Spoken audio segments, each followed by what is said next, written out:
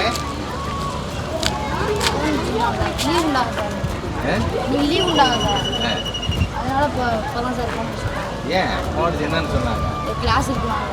சரி 10th நீங்கள் 7வது எக்ஸாம் இருக்குல்ல நாளைக்கு இருக்குல்ல. அப்போ இங்கே வந்து படித்தா தானே நமக்கு எதாச்சும் தெரியாத நம்ம தெரிஞ்சுக்க முடியும். எக்ஸாம் அப்போ மட்டும் அப்படி வந்துடணும் அதெல்லாம்.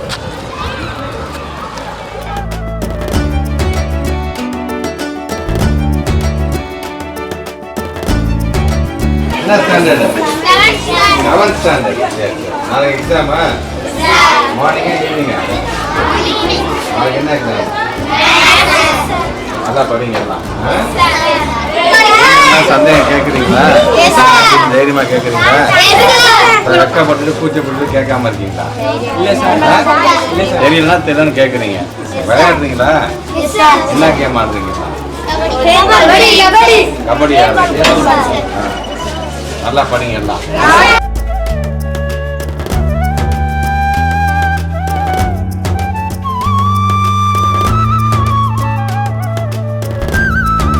எல்லாமே தெரியுதா? நல்லா படிங்கடா.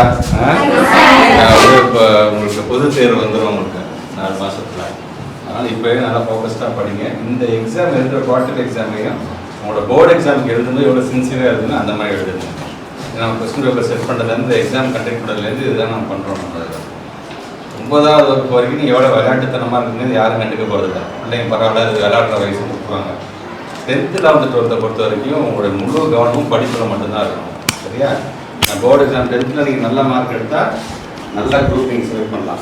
12th நல்ல மார்க் எடுத்துட்டிங்கன்னா நல்ல கல்லூரிக்கு நீங்கள் போயிடாதீங்க.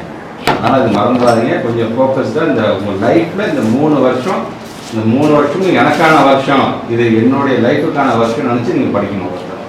டவுட்ஸ் இருந்துச்சு இமீடியட்டாக நீங்கள் வந்து நம்மளுடைய டீச்சர்ஸை கேளுங்க.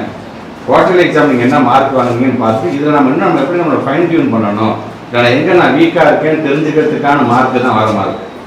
எங்கே நீங்கள் போய் நீங்கள் வந்து எக்ஸாம் எழுதினாலும் ஒரு ஸ்கூலில் ஒரு கிளாஸ் ரூமில் உட்காந்து எழுத போகிறீங்க.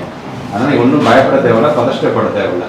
ஆனால் தைரியமாக தன்னம்பிக்கையோட ஃபஸ்ட்டு எக்ஸாம் வந்து எதிர்கொள்ளணும். பயப்படக்கூடாது. ஐயோ எக்ஸாம் வந்துச்சு, போர்டு எக்ஸாம் ஒன்றும் பெரியதில்லை. அதே டீச்சர் தான் கொஸ்டின் பேப்பர் எடுக்க போகிறாங்க, அதே பிள்ளைங்க நீங்கள் தான் எழுத போகிறீங்க, அதே பேப்பர் அதே பேனா பென்சில் தான். அதனால் தைரியமாக எதிர்கொள்ளுங்க எக்ஸாமை பொறுத்தவரைக்கும். பயப்படாதீங்க.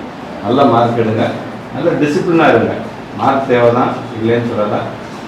அதையும் தாண்டி நல்லா படிச்சுட்டு போகும்பொழுது ஒரே மார்க் நீங்கள் 2 பேர் இன்டர்வியூக்கு நீங்கள் போகிறீங்க அப்படின்னா யாரை வந்து இன்டர்வியூவில் செலக்ட் பண்ணுவாங்க, யார் நல்ல பண்பு நலனோடு இருக்கான், யார் ஒழுக்கத்தோடு இருக்கானோ அவனை தான் யாராக இருந்தாலும் செலக்ட் பண்ணுவாங்க. அதனால் அதையும் மனசில் வச்சுக்கிட்டு டிசிப்ளினாகவும் நம்ம பிள்ளைங்க ஒவ்வொருத்தரும் நீங்கள் இருக்கணும். படிப்பையும் அதிகமாக கவனம் செஞ்சு டிஸ்ட்ராக்ட் ஆகாது. இந்த வயசுக்கு நிறைய விளையாட்டுத்தனத்துக்கு அந்த வகுப்பில் இருக்கும். கூட இருக்க ஃப்ரெண்ட்ஸ் என்ன சொல்லுவாங்க, எக்ஸாம் நான் இன்னும் 4 மாதம் இருக்கு அப்புறம் படிக்கலாம் வா நம்ம விளையாடலாம்னு கண்டிப்பாக சொல்கிற ஃப்ரெண்ட்ஸும் இருப்பாங்க. அந்த ஃப்ரெண்டையும் சேர்த்து நீங்கள் தான் திருத்தணும். இல்லைப்பா நம்ம ரொம்ப முக்கியம் இந்த போர்டு எக்ஸாம் இருக்குங்க, நான் நல்லா படித்தேன் நான் நிறையா மார்க் வாங்குறது மட்டும் நல்லா படிக்கிற பிள்ளைங்க அழகு இல்லை.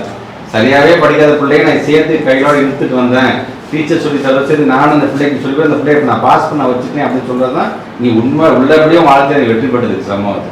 அதனால் நம்மளுடைய ஃப்ரெண்ட்ஸை நம்மளும் கைவிட்டுறாமல் அந்த பையனை சில பிள்ளைங்க வந்து டீச்சர்ஸை கேட்க கூச்சப்படுவாங்க, வெக்கப்படுவாங்க இந்த சந்தேகத்தை எப்படி கேட்குறதுன்னு. ஆனால் சார் ஃப்ரெண்டாக உங்ககிட்ட மனசு விட்டு கேட்கலாம், எனக்கு இது புரியலன்னு சொல்லித்தானே தயவுசெய்து இந்த பிள்ளைங்களுக்கு நீங்கள் ஒரு ஆசிரியராக மாறுங்க. ஒவ்வொருத்தரும் எனக்கு இந்த ஒரு பிள்ளை என்னுடைய பொறுப்பு, நான் இந்த பிள்ளைங்க நான் பாஸ் பண்ணி நல்ல மார்க் இருக்கும்போது இந்த குழந்தைங்க நான் என் ஃப்ரெண்டையும் நான் பாஸ் பண்ண வைப்பேன் அப்படிங்கிறது தான் நல்ல ஃப்ரெண்ட்ஷிப்புக்கு அழகு. சரியா? நல்லா படிங்க, டீச்சர் நல்ல இது நல்லா பயன்படுத்திக்கோங்க. உங்களுக்கு பாடம் சொல்ல தேவை தான், உங்களோட சந்தேகத்தை தீர்க்கிறதுக்கு தான் டீச்சர் பள்ளிக்கூடத்துக்கு வராங்க. சரியா? All the best. செய்திகளை உடனுக்குடன் தெரிந்து கொள்ள உடனே சப்ஸ்கிரைப் பண்ணுங்க.